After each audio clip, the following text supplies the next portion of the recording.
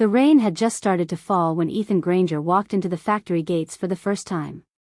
His flannel shirt was still damp from feeding the cows back at his small farm, and his boots carried the honest mud of hard work. But tonight, they'd tread unfamiliar ground. Ethan wasn't just a single father or a struggling farmer anymore. He was the newest night shift janitor at Clearline Robotics, a high-tech manufacturing facility on the edge of Willow Creek. He didn't belong here, and everyone knew it.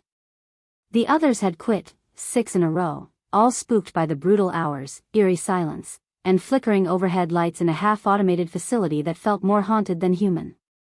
But Ethan stayed. Not because he wanted to, but because rent was due, the tractor needed a new belt, and his daughter Ellie's insulin wasn't going to pay for itself.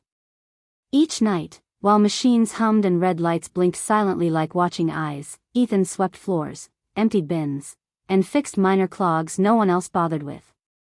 He learned to move quietly, not to interrupt the complex AI-driven assembly line that never stopped, not even at 3 a.m.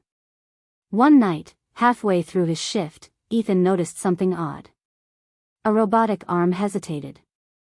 It paused for exactly 2.3 seconds before continuing. It was subtle, too subtle for most to notice, but Ethan had a farmer's instinct. He'd once saved a sick calf just by hearing it breathe wrong from across the barn. So he started keeping notes in a small weathered notebook: times, delays, mechanical stutters. Every night, the pattern repeated. And every night, he came home to Ellie.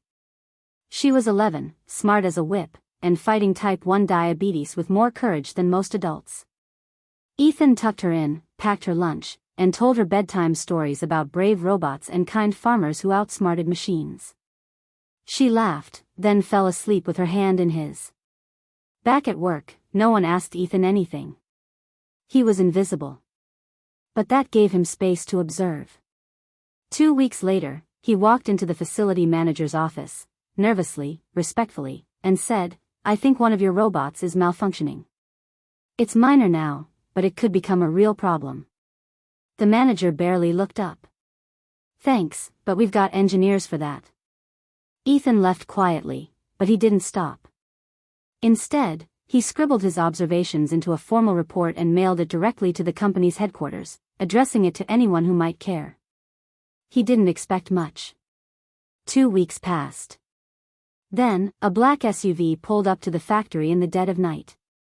Out stepped a man in a tailored suit, David Lynn, Chief Technical Officer of Clearline Robotics.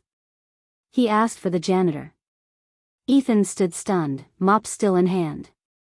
"Are you the one who wrote this?"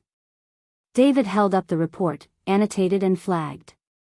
"Yes, sir," Ethan said softly. David smiled. "You just caught a flaw in our AI loop that's been costing us over $10 million in annual slowdowns and data misfires. Our engineers missed it. You didn't." The next day, Ethan was offered a full-time position in diagnostics training, with benefits, a raise triple his janitor pay, and a scholarship fund for Ellie. He cried that night. Not because of the money. Not because he'd finally caught a break. But because someone finally saw him. Because after years of being just a farmer, just a janitor, and just a single dad, he had proven something powerful. Kindness, attention, and persistence are not lesser traits. They are superpowers. In the months that followed, Ethan used his position to train overlooked workers, veterans, immigrants, single parents, teaching them how to trust their instincts and see what machines couldn't. He didn't forget the silence of being invisible, so he made sure no one else ever felt that way on his watch. Ellie, now thriving, stood next to him at a company event where he was honored. When asked how he noticed the error no one else did, Ethan simply said, "I just paid attention. That's what we do for the things, and the people, we love. No act of care is ever wasted. No job is beneath greatness."